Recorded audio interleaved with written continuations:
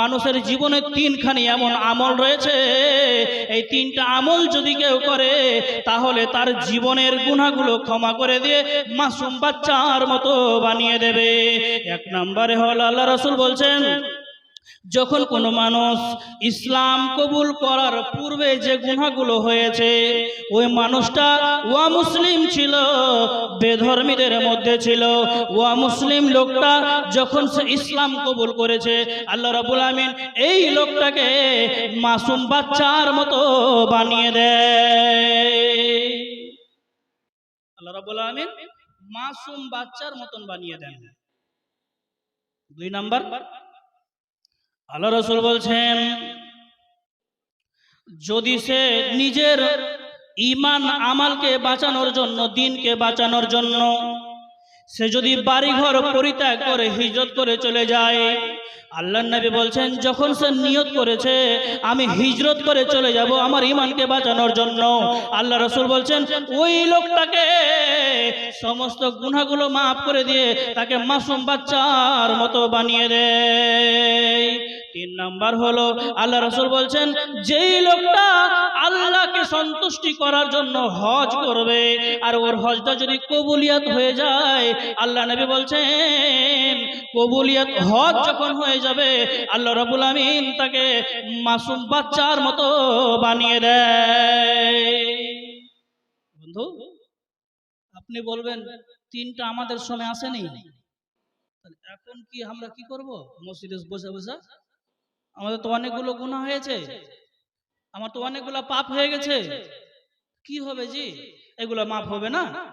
আমরা তো হিজরত করতে পারি না, আর আমরা তো মুসলিম, আর আমরা হজ করার মতো আমার অর্থ নেই, তাহলে আমি কি করব? আমার যে গুনাহগুলো মাফ হবে আমি কি করব? কোনখান থেকে আমার গুনাহগুলো মাফ হবে? আল্লাহ রাসূল সাল্লাল্লাহু আলাইহি সাল্লাম এর কথাগুলো বাতিল দিয়েছেন।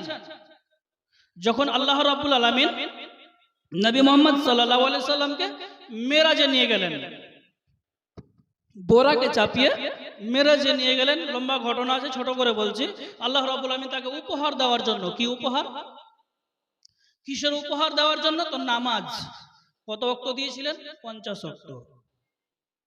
50 ওয়াক্ত নামাজ দিয়েছিলেন। কাটতে কাটতে, নবীদের সাথে সাক্ষাৎ হতে কাটতে কাটতে 5 ওয়াক্ত এলো। আল্লাহ রাসূল সাল্লাল্লাহু আলাইহি সাল্লাম চিন্তায় আছেন, চিন্তিত আছেন যে আমার উম্মতেরা মাত্র 60 থেকে 70 বছর বাঁচবে, আর এই 5 ওয়াক্ত নামাজ নিয়ে কি জান্নাতে যেতে পারবে? পারবে? পারবে না। তাহলে কি করতে হবে? আল্লাহ রাসূল সাল্লাল্লাহু আলাইহি ওয়াসাল্লামকে বলছেন, প্রিয় হাবিব নবী, আপনি কিসের চিন্তায় আছেন? কেন চিন্তায় আছেন? আল্লাহ রাব্বুল আমিনকে যেন বলছেন, হে আল্লাহ,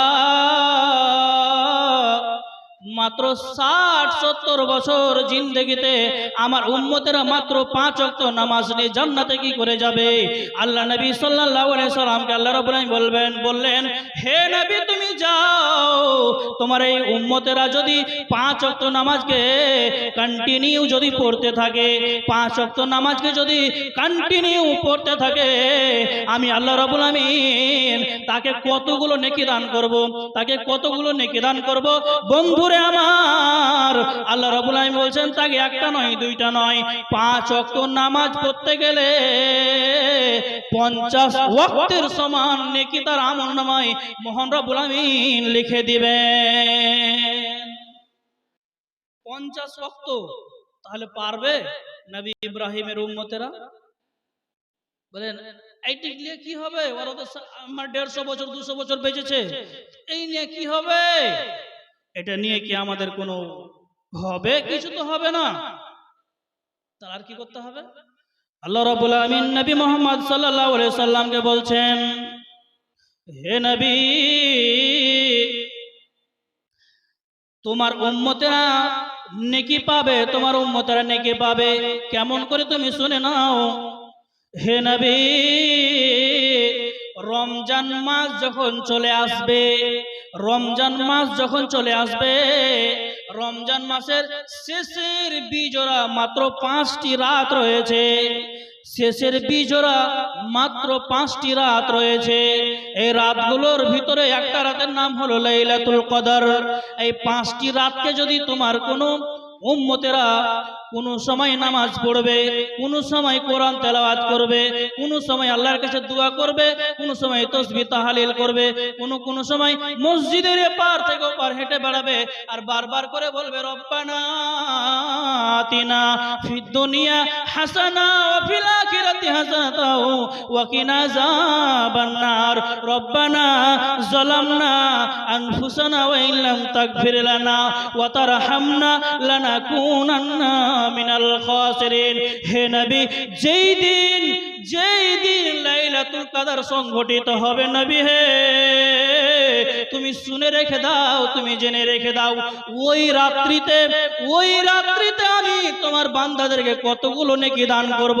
যে রাত্রিটাতে 5টি রাত গান বাজনা করে নয়, হোহা করে নয়, চিল্লা চিল্লি করে নয়, লাফাঙ্গি করে নয়, রান্না বান্না করে নয়, হোহা করে নয়, ঘুমিয়ে নয়, কোরআনের মাধ্যমে রাতটা কেটে যাবে। আল্লাহ রাব্বুল আলামিন বলেন তানাজ্জালুল মালাইকাতু ওয়ার রূহ। ওই রাত্রিতে আল্লাহ রাব্বুল আলামিনের ফেরেশতা সংঘটিত হবে আর ওই রাত্রিতে তোমার আমল নামায় কতগুলো নেকি লিখে দেওয়া হবে। একটা রাতে নেকি আল্লাহ সুবহানাহু ওয়া তাআলা লিখে দিবেন 82 বছর 10 মাস 10 দিনের নেকি এক রাত্রে পাওয়া যাবে। আর এক বর্ণনা এসেছে 1000 মাসের সমান ইবাদত করলে যা নেকি হয় তা নেকি একটা রাত্রেই পাওয়া যাবে। বাঁচবেন কত বছর? 60 বছর। একটা রাত্রে নাকি কতটি পেলেন? একটা রাত্রে নাকি কতটি পেলেন? তো 1000 মাসের চাইতেও নাকি বেশি আপনি পেয়ে নিলেন। তাহলে এরকম করে করে যদি 4টি যদি আপনি লাইলাতুল কদর পেয়ে যান 4 বছরে, তাহলে আপনি বলেন নবী ইব্রাহিমের উম্মতরা পারবে? পারবে না। তাহলে শুধু আমরা চাইতে জানি না বন্ধু, আমরা হেলাই খেলাই কাটিয়ে দিচ্ছি।